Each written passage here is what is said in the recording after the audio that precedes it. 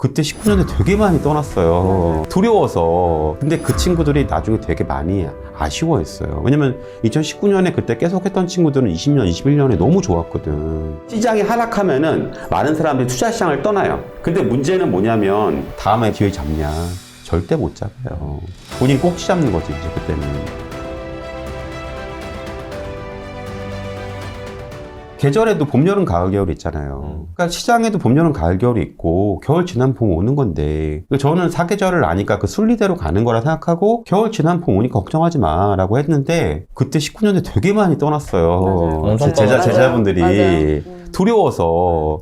근데 그 친구들이 나중에 되게 많이 아쉬워했어요. 왜냐면 2019년에 그때 계속 했던 친구들은 20년, 21년에 너무 좋았거든. 근데 지금도 제가 볼 때는 그냥 시장이 봄, 여름, 가을, 겨울처럼 여름처럼 뜨거울 시장도 있고 사실은 이렇게 차가운 시장도 있거든요. 근데 그런 부분들에 대해서 막 내가 너무 겁먹고 이제 그런 거가 걱정되고 지금도 사실 크게 걱정할 필요 없다. 겨울 다음엔 봄 오니까.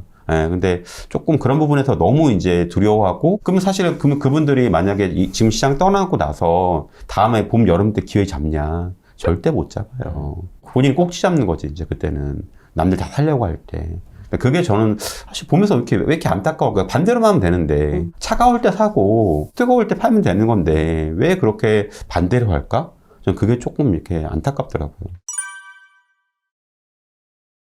그러니까 투자의 봄인 때는 이런 거예요. 그러니까 자산이 상승하는 시기. 이때는 여러분들이 이제 올라가는 자산에 투자하셔야 돼요. 그러니까 이 시기에 여러분들이 잘 투자를 해놓으시면 좋은 게 뭐냐면 노동소득보다, 그러니까 여러분이 급여로 보는 연봉보다 자산으로 버는 소득이 더 많아져요. 상승장에도 그런 분 계셨을 거예요. 내 집값이 내가 1년에 연봉보다 더 많이 올라가는 네, 그런 분이 계시고 그때가 이제 봄일 때예요, 시장에서. 그리고 시장이 여름 때는 자산이 폭발적으로 올라갑니다.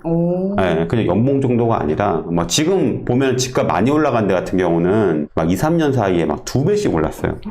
물론 봄에 아까 말한 것처럼 분명히 투자를 해놔야 되겠죠. 이렇게 올라간 시장이 되게 중요한 게 분할 매도를 하셔야 돼요. 아, 오히려 매도를 해야 된다고요? 네. 폭등장에서는? 네. 그러니까 아마 제가 방송 때도 얘기했고 강의 때도 얘기했지만 저는 제가 갖고 있는 자산의 이제 일부를 조금씩 매도를 했거든요. 그리고 가을 시장. 지금 자산이 조정받는 시기이기 때문에 좀 힘들어 하시는 분도 계실 거예요. 이때는 중요한 게 뭐냐면 이 가을 시장에 와서 자산 시장이 떨어지면 그러니까 여러분의 자산소득보다 투자소득보다 노동소득이 커집니다. 이때는 여러분들이 맞벌이 하셔야 돼요. 여기서 말씀드리는 맞벌이는 부동산과 맞벌이 하거나 주식과 맞벌이 하거나, 그러니까 중요한 게 뭐냐면 가을 시장부터 여러분들이 투자에 관심을 가지셔야 돼요. 그러니까 시장이 하락하면은 많은 사람들이 투자 시장을 떠나요. 근데 문제는 뭐냐면 월급쟁이들이 월급만으로 내 집 마련하기 되게 어려워요.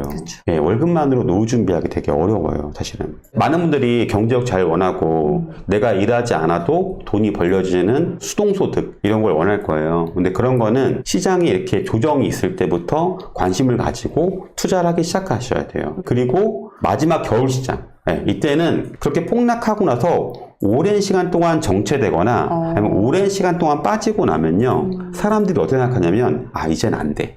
우리나라 부동산은 끝났고 우리나라 부동산은 이제 일본처럼 갈 거야. 인구도 감소하고 여러 가지 부분 때문에 이제 안 되는 거야 라고 얘기할 거예요. 그런 어떤 부정적인 마음이 팽배한 시기.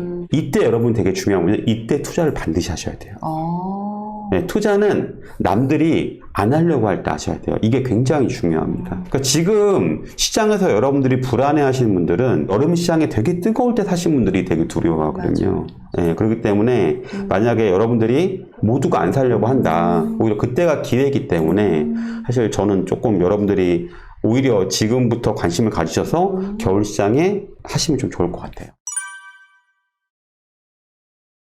그러면 이제 많은 분들이 왜 포기하냐, 왜 실패하냐는 이런 건 있는 것 같아요. 제가 2009년도에 분당의 아파트를 되게 꼭지 잡아 샀어요. 정말로. 2009년이면 완전. 그러니까 그때 꼭지 잡아, 분당의 최고점이었을 때 꼭지 잡아 샀는데 거의 2015년까지 가격 변동이 없었던 거예요. 많은 사람들이 되게 많이 팔았어요. 제 주변에서. 2011년까지 기다렸는데 안 오르고 2013년까지 기다렸는데 안 오르고 그러니까 거의 다 판 거예요. 예. 근데 이게 2015년부터 갑자기 2억이는 게 3억 5천이 되고 그 1년 사이에 또 이게 막 6억 7억까지 가더라고요. 이 아파트가. 그러니까 여러분께 지금 말씀드리고 싶은 부분은 특히 이제 제 강의 들었던 분들께 이 복리의 법칙을 가지려면요 조금 기다림이 되게 중요해요. 사실은 되게 안타까운 게 진짜 저처럼 투자 경험이 많은 사람들은요 막 남들이 환희할 때 오히려 되게 두려워해요. 오히려 남들이 진짜 두려울 때 용기를 내거든요. 사실 이게 버핏이었단 말이에요. 굉장히 공감하는 바고. 그러니까 저는 오히려 사실 이런 시기들이 굉장히 저는 설레거든요. 아, 좋은 시기 또 오는구나. 오겠구나. 또 기회가 또 한번 수도권에 한번 또 오는구나. 라고 생각하는데 정말 많은 월부 유튜브 댓글에도 보면은 너무 안 좋게만 바라보고 여러 가지. 근데 참 신기하더라고. 제가 볼 때는 이거 너무 위험한데?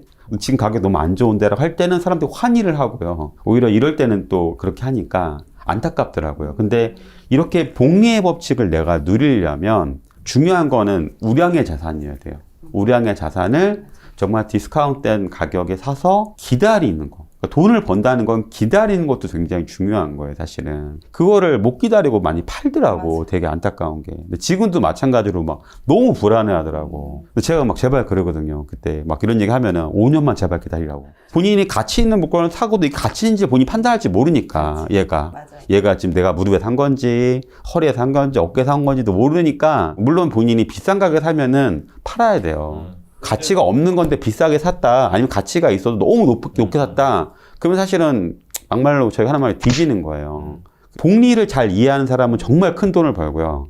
그렇지 못하는 사람은 대가를 엄청 크게 치르는 거야. 이 복리라는 건 그런 거잖아요. 시간이 지날수록 내 편이 되는 거. 근데 그런 거가 예를 들어 내가 아까 2억을 샀는데 이게 똑같이 2억 2천, 2억 4천 이렇게 오르는 게 아니라는 거예요. 멀티플로 올라요. 한 번에 오를 때는 부동산은.